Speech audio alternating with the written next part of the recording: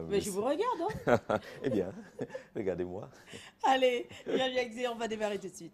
Avec le journal Dominus, une fois n'est pas coutume, on ne s'intéressera pas au sommet une qui parle justement de ces récompenses remises à Souflane Kenyé, mais davantage de cette initiative du contrôle supérieur de l'État en collaboration avec la communauté urbaine de Douala. Lorsqu'on parcourt le grand titre à la grande une de Dominus ce matin, on a l'impression justement que l'équipe de Fritz Ntoné aurait, comme on le dit justement à ses trousses, les éléments du contrôle supérieur de l'État, que non, il s'agit tout simplement de l'amélioration du système de gouvernance de ce côté-là. La communauté urbaine est entrée en collaboration avec le contrôle supérieur de l'État pour mettre en place un comité ad hoc chargé justement de revoir le fonctionnement de cette structure à l'effet d'améliorer de façon claire la gouvernance de ce côté-là et d'éviter les trous qu'on a connus à la communauté urbaine il y a de cela quelques années. Le journal nous précise que le comité est en gestation depuis pratiquement 2006 lorsque les premiers audits ont été demandés par Fritz Ntoné, accéléré en 2007. L'initiative de rapprochement avec le contrôle supérieur de l'État semble donc être une très bonne mesure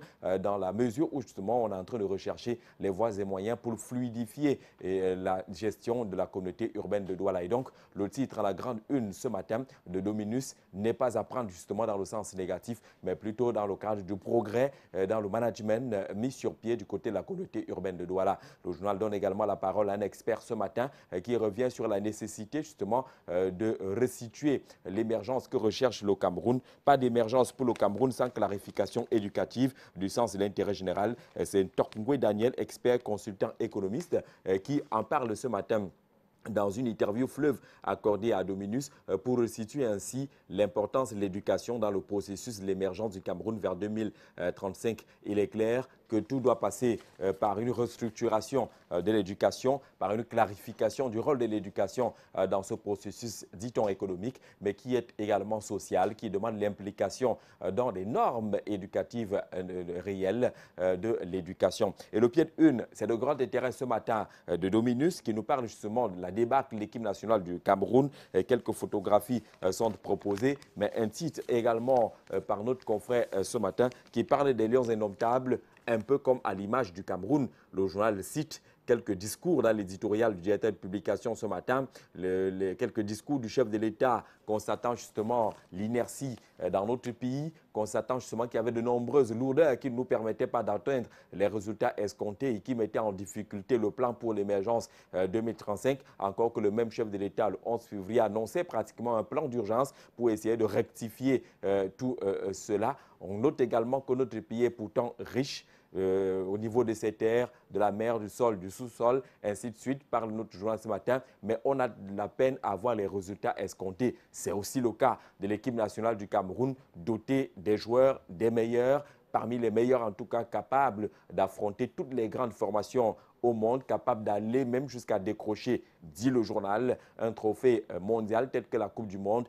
mais rien ne marche. Pourquoi rien ne marche finalement dans notre pays? Il est question aujourd'hui de voir un peu plus clair sur cette image du Cameroun qui est de plus en plus ternie. On peut parler de ce coup de tête d'un coéquipier à un autre à Mondiovision, à la Coupe du Monde. Mais le journal pense qu'il ne s'agit pas seulement de ce coup de tête-là que tout le monde a vu à la télé. Il y a des phénomènes qui se développent au Cameroun, par exemple à la présidence de la République, où on note quelques coups de tête, quelques tacles par derrière entre le directeur du cabinet civil et l'intendant de la présidence de la République. Pourtant, ce sont des gens qui sont censés jouer dans la même équipe. Ils sont même dans le même palais, ils servent le même chef, sauf qu'ils ne réussissent pas à former un véritable groupe, ce que le journal appelle une véritable équipe. Ça marche ainsi au point où on se demande finalement qui ternit l'image du Cameroun, souvent mis sur le banc des accusés, la presse camerounaise. Mais le journal réagit ce matin en invitant par exemple le ministre de la Communication qui de temps en temps indexe la presse camerounaise et appelle la presse camerounaise à tout mettre en œuvre pour présenter un meilleur visage du Cameroun. Est-ce que c'est la presse qui est censée relater juste les faits, des faits réels, disons-le de façon redondante ce matin, mais aussi est-ce que ce n'est pas ceux qui posent des actes répréhensibles qu'il faille mettre justement à appeler devant la barre parce que acteurs justement de la mauvaise image du Cameroun, s'interroge notre confrère ce matin. Et parlant justement de cette mauvaise image du Cameroun, le journal Le Messager de la Coupe du Monde parle justement des lions indomptables, la honte et le déshonneur rien de positif dans la perception de la prestation. L'équipe nationale du Cameroun à la dernière édition de la Coupe du Monde. D'ailleurs, les Lions sont revenus. Et dans ces conditions-là, le journal Le Feu Pundiaoué annonce une véritable chasse aux sorcières, s'inspirant par exemple des textes tels que Maître Nguini, qui publie également une chronique là-dessus, qui constate justement la pauvreté dans le jeu, le comportement de l'équipe nationale du Cameroun, la pauvreté dans le comportement des membres de la délégation officielle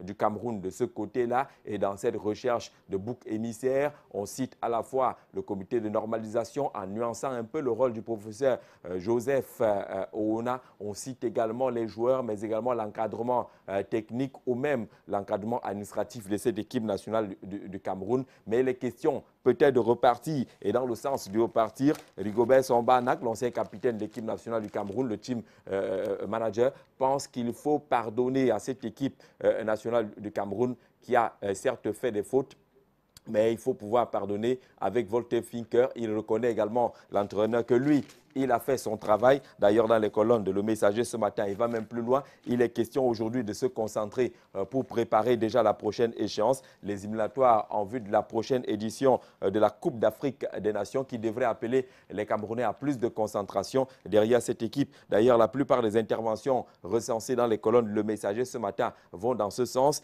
et même que la directrice générale d'Orange Cameroun intervient aussi, Elisabeth Medoubadan, intervient également dans les colonnes de Le Messager ce matin, partenaire de l'équipe nationale du Cameroun, Orange Cameroun.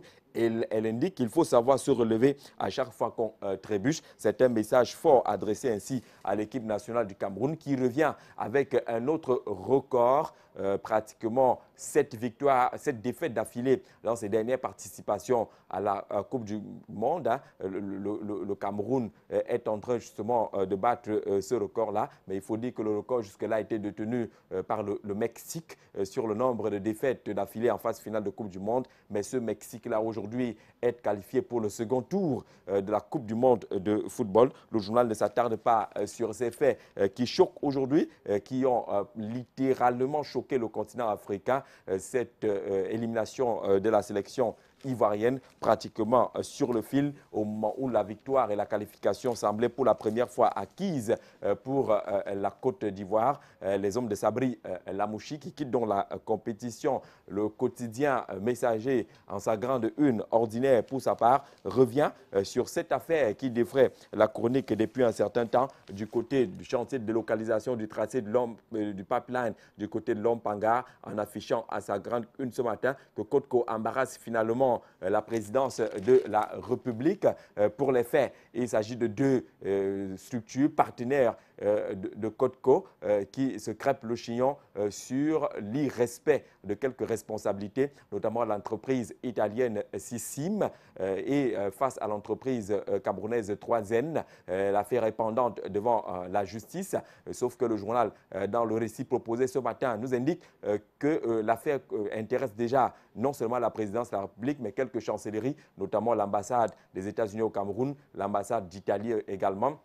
Constatant par exemple que certains responsables de l'entreprise querellée Sissim sont portés disparus de façon officielle. Leur séjour s'achève le 5 juillet prochain et donc ils procèdent par des manœuvres dilatoires pour faire passer le temps et ainsi s'échapper sans avoir à régler les ardoises qui sont attendues. D'ailleurs, il y a déjà eu une saisine opérée sur le compte de cette structure de plus de 600 millions de francs CFA et du coup sur le terrain, la livraison du chantier piétine et les délais qui sont censés être respectés commencent à être présentés sur la forme interrogative et du coup il faut voir un peu plus clair sur cette affaire qui ne met pas seulement à mal l'entreprise concernée mais également un ensemble d'employés de ce côté-là, c'est-à-dire la grande une de Le Messager ce matin, le pied de une qui est toujours dans cette recherche de ce petit aéronef porté disparu sur le ciel camerounais depuis 2 jours pratiquement maintenant. Le petit appareil qui partait de Kano avec comme seul passager à bord le pilote de nationalité américaine est porté disparu au niveau de la zone montagneuse du Mungo ici au Cameroun. L'appareil devait faire une escale technique à Douala avant de poursuivre vers Libreville pour une révision techniques de ce côté-là. Les derniers contacts les situaient justement du côté du Mungo jusqu'à ce que le journal Le Messager aille sous presse. Aucune information n'indiquait justement qu'on avait retrouvé le petit appareil qui volait pratiquement à 3000 pieds sur les montagnes du Mungo. Et puis, ça roule sur les rails, on va le dire ainsi, sur le tracé et le projet d'extension de la ligne ferroviaire du Cameroun entre Ngaoundéré et N'Djamena. La commission est déjà créée. La dernière réunion ici à Douala, en présence du ministre des Transports, Ruben Kili, a donné un véritable coup d'accélération à ce projet-là avec la mise sur pied d'un comité ad hoc, la définition des procédures également de décaissement et de financement des différentes parties impliquées dans ce chantier, mais également toutes les études préalables, les structures sont en train d'être mises sur pied pour que ce projet qui est très cher aux deux États, le Tchad et le Cameroun, puisse véritablement voir le jour. Et d'ailleurs, un échéancier est déjà engagé, même jusqu'aux échéanciers d'évaluation des projets. On annonce pour septembre 2014 la prochaine rencontre du côté de N'Djamena au Tchad. C'est Camrail qui est l'organe technique de la mise sur pied ou de l'extension de ce chemin de fer entre le Cameroun et N'Djamena, d'ailleurs fortement représenté à cette réunion par le président du conseil d'administration de cette structure. Et puis, on parle également de la communauté musulmane face à Boko Haram. On est en train de promouvoir justement ce qu'on appelle aujourd'hui Boko Halal. C'est le grand titre choisi par Scoop ce matin. Le journal qui nous parle plus précisément aussi de la lumière faite par Ni John Frundi sur l'attitude affichée lors du séjour de Guillaume Soro, le président de l'Assemblée nationale de Côte d'Ivoire au Cameroun, avec le boycott déclaré et opéré par les députés et membres du Social Democratic Front à l'Assemblée nationale. Le chairman du Social Democratic Front pense que justement que c'était une action bien coordonnée relativement aux décisions qui avaient été prises par le comité exécutif national de cette formation politique, le NEC, mais également la mise en place qui était un mouvement de contestation par rapport à l'image que ce parti politique appartenant au bloc socialiste, tout comme le FPI ivoirien de Laurent Gbagbo, pense justement de Guillaume Soro sur le rôle qu'il aurait eu à jouer dans ce qu'on a connu en Côte d'Ivoire comme une crise politique et puis une crise de post-électorale de ce côté-là. La Voix du Berger est dans les kiosques et nous parle justement de ces églises hantées qui s'imposent au Cameroun. Eh bien, La Voix du Berger a choisi d'aller voir un peu plus clair. Ces églises se multiplient dans notre pays et le journal pense justement qu'il ne s'agit pas tout simplement des églises éveillées ou réveillées, mais plutôt des églises hantées qui s'imposent au Cameroun. Qui sont justement les dirigeants de ces assemblées? Est-ce que ce sont les enseignements de la doctrine, des démons qui sont plutôt répandus de ce côté-là? Le journal nous propose en tout cas une lecture sur ce qu'on appelle le prophète et ce qu'on peut considérer à la lumière de ce qui est perçu au Cameroun comme des faux prophètes. Comment les outils sont également donnés, discerner le vrai du faux prophète. C'est à lire absolument dans ce journal qui nous donne également quelques éléments scientifiques. Est-ce que le cerveau humain pratiquement a été programmé pour croire? Tout simplement, ceux qui lisent la Bible sont toujours appelés à croire automatiquement. Est-ce que c'est une préparation ainsi du cerveau humain? Il faut également parcourir une lecture très importante sur l'émergence 2035 qui devrait se faire selon la lecture proposée par notre confrère ce matin, absolument avec le peuple. Il n'y a aucune émergence qui est envisageable ou qui est envisagée sans que le peuple ne soit associé. Et sauf là, je parlais du sommet de Dominus, on peut quand même l'afficher. Et on va terminer par là. Ah bon, oui. Ça fait quand même quelques temps. Oui, ça fait quelques temps déjà. Là. Mais ce n'est pas aussi tard que ça. C'est pas si tard que ça. Dominus, merci beaucoup. Merci voilà. Jean-Jacques Zé. Je t'ai vu en photo en tout cas. Comment? Je t'ai reconnu dans la photo. Ah, vous m'avez reconnu. Merci beaucoup Jean-Jacques Zé. Passez une excellente journée très chère. Hein. Merci. Ouais. On va se rendre maintenant à Yaoundé. Ghislain Pierre et Sono nous attend. Il a décrypté, il a lu à l'avance, voilà, c'est mieux de le dire comme ça, les différentes parutions dans la capitale politique camerounaise. Ghislain Pierre et Sono, bonjour.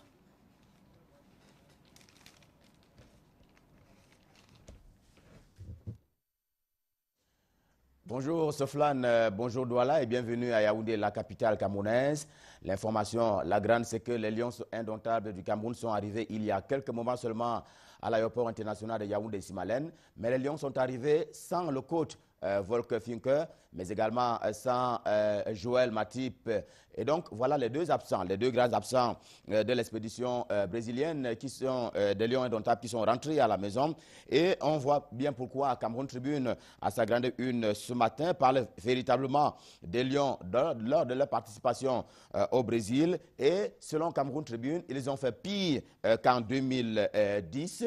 3 bonnes défaites, 9 buts encaissés, un seul but marqué.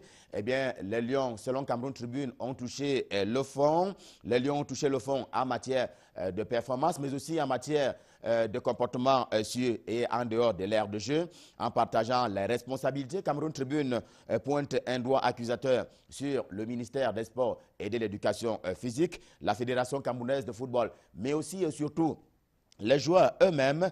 Cameroun Tribune semble dire tous coupables. En tout cas, c'est le grand dossier à la une du quotidien à capitaux publics dans sa livraison ce matin. Et il rappelle aussi en petite une à propos de l'eau potable, justement, que les Yaoundéens, ceux qui habitent dans la capitale camerounaise, sont toujours en manque d'eau potable, alors même que la Camwater, là-bas, on annonce la fin des travaux à la station de la Mefou. Eh bien, ici, on est donc obligé de s'approvisionner dans les puits, sources et autres points de fortune. C'est donc un dossier à lire ce matin dans le quotidien à capitaux publics. Eh bien, Repère est aussi là. C'est globalement un hebdomadaire devenu quelque peu quotidien depuis hier. Repère est aussi là. Et dans la danse, bien entendu, à sa grande une, Lion indomptable, une génération maudite. Le journal n'a pas dit moins que cela. Après un parcours chaotique et sans panache au mondial brésilien, on reconnaît aisément les acteurs de la débâcle, les faits et gestes qui ont concouru au mal. C'est donc un dossier à déguster également dans le journal Repère, dans sa livraison ce matin. Et dans ce registre, il y a qu'on doit nous diriger du côté des mutations. Et à mutation, on a préféré aussi mentionner plutôt l'élimination de la Côte d'Ivoire. On le voit ainsi en petite une. Les éléphants ont perdu hier 1-2 face à la Grèce. Eh bien, la défaite des Ivoiriens est intervenue presque à la dernière seconde de la rencontre. Sauf que là-bas, semble dire le journal Mutation, eh bien, c'était avec honneur.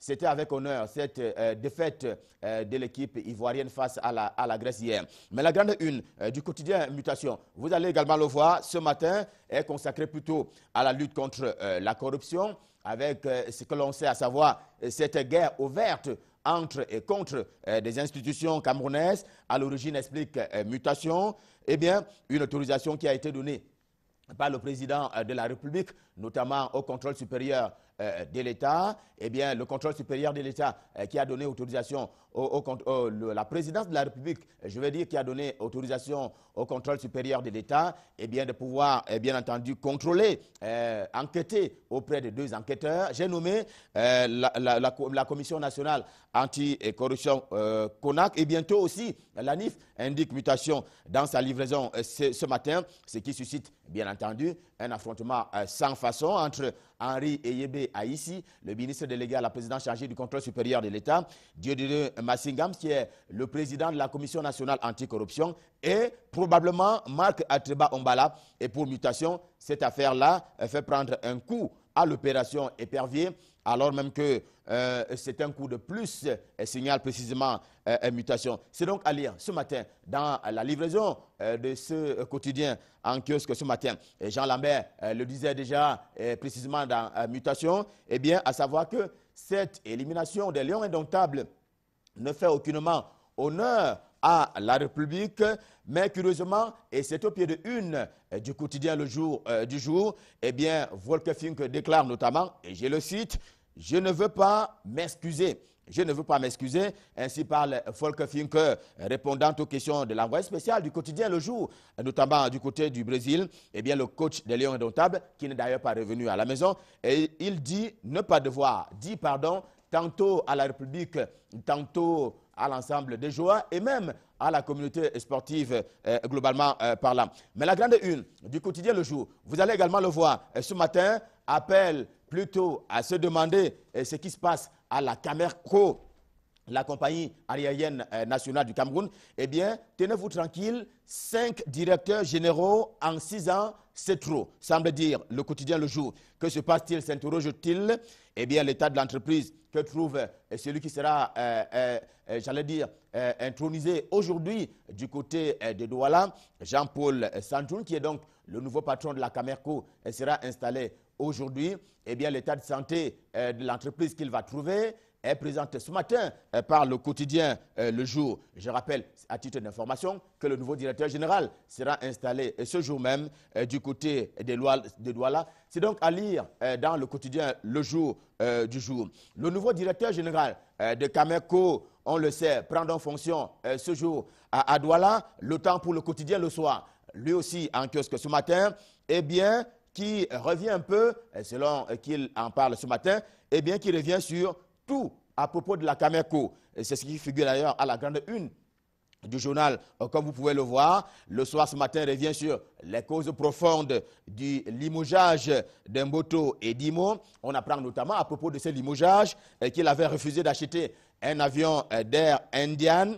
Et en plus, dans l'acte 1, parce que le journal estime que les informations de ce matin font partie de l'acte 1 sur la route de ce qu'il est convenu d'appeler le déballage de l'affaire Camerco. En tout cas, c'est l'acte 1 qui est proposé ce matin dans le journal. Eh bien, sur cette route du déballage, il n'y a que Boto n'a pas marché et des hauts commis de l'État ont ensuite participé au dépiéçage et même à la vente de l'avion qui a été rétrocédé à l'État camerounais et à Camerco en particulier en guise de dédommagement de l'avion Albatros, rapporte justement le quotidien Le Soir dans sa livraison ce matin, qui promet aussi d'aller plus loin très prochainement dans le dossier avec les noms, entre guillemets, de ces complices donc, qui ont consacré la gabégie et aussi les mensonges du côté de la Camerco, nous indique le journal ce matin. C'est donc un dossier à lire dans le quotidien Le Soir,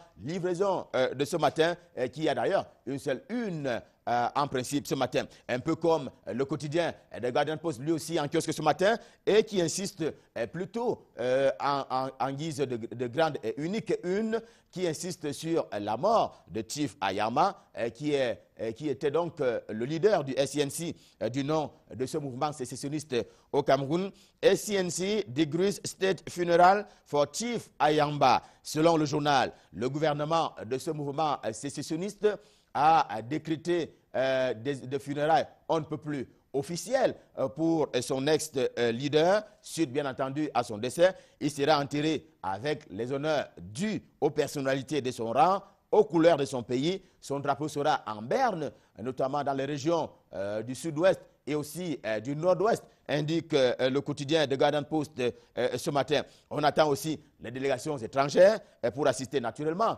aux obsèques, semble dire donc le journal dans sa livraison ce matin. Les informations à la fois saugrenues apparemment, mais sérieuses, qui sont donc contenues ce matin dans le quotidien de Guardian Post en kiosque ce matin.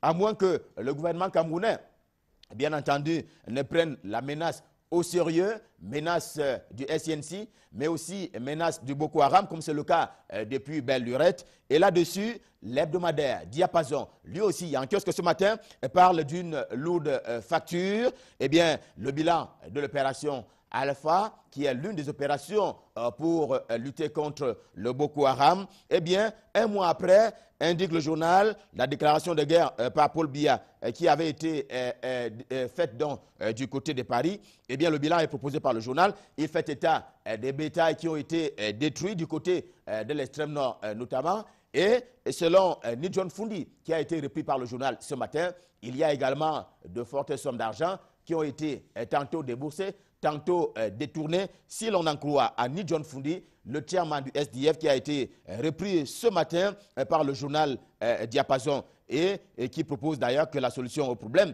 selon Boko Haram, eh bien, cette fois-là, c'est le professeur Claude Abbé qui a été rencontré par le journal, eh bien, selon lui, la solution au problème Boko Haram n'est pas que liée à la stratégie militaire. Diapason ce matin revient aussi sur la débâcle des Lions indomptables du Cameroun, vous allez le voir, eh bien, et qui sont donc rentrés à la maison depuis quelques moments maintenant. Le journal dit simplement que c'était une bonne balade, mais une balade manquée des Lions indomptables du Cameroun, malgré les primes qui ont été réclamées et prépayées à l'équipe nationale. Eh bien, selon le journal, le spectacle n'a pas eu lieu. Une position qui trouve un atome crochu avec la petite une d'un autre quotidien, j'ai nommé le quotidien Émergence dans sa livraison ce matin.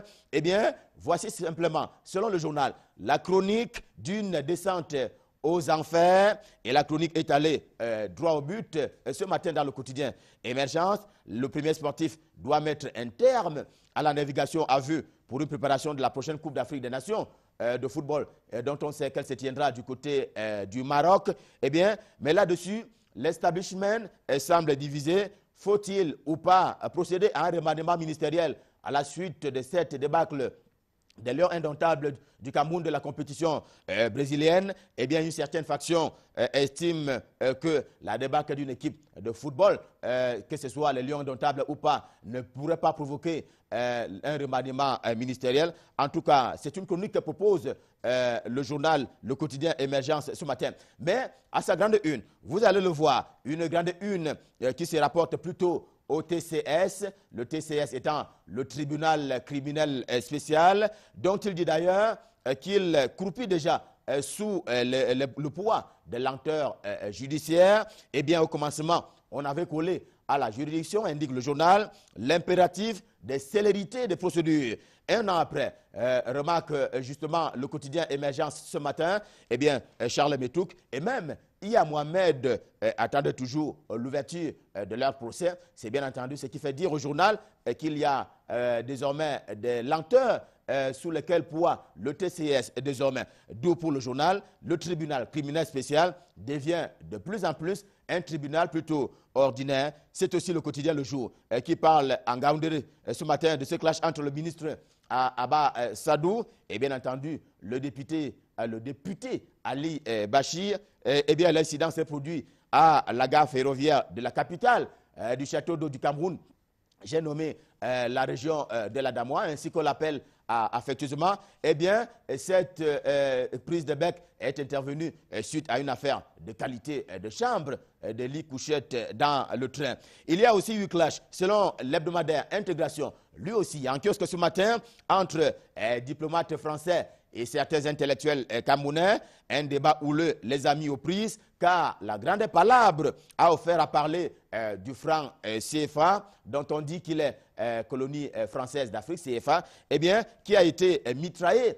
Cette représentation diplomatique a été mitraillée par Hubert Kamgang et aussi Sinjun Pokam, en rapport bien entendu avec le côté noir de Louis XIV. J'ai nommé le franc CFA dont j'ai parlé tout à l'heure. C'est donc Ali ce matin dans l'hebdomadaire Intégration en kiosque ce matin et seulement pour Despac, lui aussi en kiosque ce matin. Le Cameroun est une terre d'accueil et surtout une terre de tolérance. Et bien entendu, des exemples sont là qui le prouvent à suffisance, ainsi que le démontre le journal Despac ce matin. Il y a par exemple le prix de l'Union panafricaine des avocats qui a été remis à Paul Biya, le président camerounais, pour sa façon de gérer pacifiquement les conflits. Il y a aussi la récente visite au Cameroun de Guillaume Soro, actuellement président de l'Assemblée nationale de Côte d'Ivoire et ancien premier ministre de ce pays-là. Ce sont là les deux plus récents faits qui confirment la thèse de SPAC qui a à sa petite une aussi parle du Cameroun en football. 7e participation au mondial, eh bien, est copieusement éliminé, semble dire le journal Vespac ce matin, copieusement éliminé, mais éliminé au premier tour. Petite précision cependant, indique Vespac, le Cameroun a gagné la Coupe du Monde de la honte, prime, carton rouge, bagarre entre coéquipiers, eh bien, en Mondiovision, tout y est passé. En tout cas, voilà le trophée que ramènent les Lions indomptables du Cameroun, selon le journal Vespac en kiosque ce matin. Et sur ce cas-là, on dit quoi? Eh bien, on va dire avec, on dit quoi? C'est le nom d'un mensuel camerounais. On dit quoi en kiosque ce matin? Que ça urge plutôt de revenir un peu aux grandes notions de l'unité nationale et de la patrie, eh bien, il en est ainsi précisément de la célébration de la fête de l'unité nationale, à défaut de la trouver en les Lions. Eh bien, c'est le cas à sa grande une du 20 mai. C'était précisément à Banjul où le RDPC a fait une démonstration de force en faveur de l'unité nationale, en faveur de l'unité du pays, mais aussi en faveur de son chef, le président de la République, son Excellence Paul Biya. Et au pied de une du journal, il y a aussi ce livre sur André Fouda, en guise de rappel, et c'est un fait historique. Eh bien, André Fouda est le premier maire noir de la ville de Yaoundé, capitale du Cameroun, qui a mené une vie plurielle,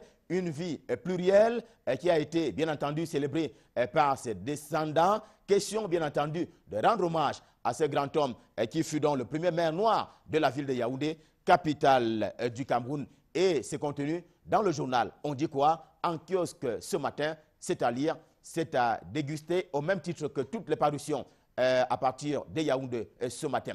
Allez, on va terminer par là, Soflane, en vous renvoyant l'antenne, bien entendu, et comme à l'accoutumée, en vous souhaitant une bonne continuation de Canal un matin. À vous, Soflane, bonne journée et bonne suite.